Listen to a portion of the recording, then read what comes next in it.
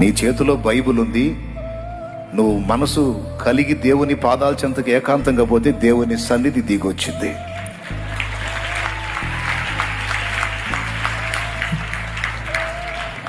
ఈ చెప్పే సంగతులు దయచేసి సీరియస్గా తీసుకుంటే, నేను చచ్చే లోపు పట్టగలిగినన్ని ఆత్మల్ని పట్టి ప్రభువుకి అప్పచెప్పి వెళ్ళాలి.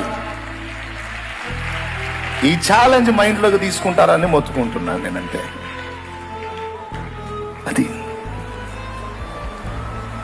దేవుడు మనకు సహాయం చేయను గాక. ఎవరికి వాళ్ళు వ్యక్తిగతంగా దేవునితో కలుసుకుని ఎంత ఎక్కువ కలుస్తాడో, ఎంత ఎక్కువగా దేవునితో ఐక్యపరచబడతాడో అంత ప్రభావంతో నింపబడతాడు. దేవుని ప్రభావంతో నింపబడాలంటే ఏ కొంచెం అవకాశం దొరికినా ఏకాంతముగా యేసయ్యతో గడపటం అనేది సాధన చేయగలిగితే ఆ అయస్కాంతపు శక్తి నీలో కూడా వచ్చింది.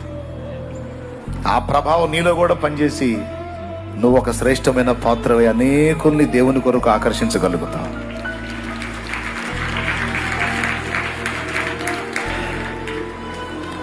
అలాంటి కృప దేవుడు మనందరికీ దయచేయును గాక.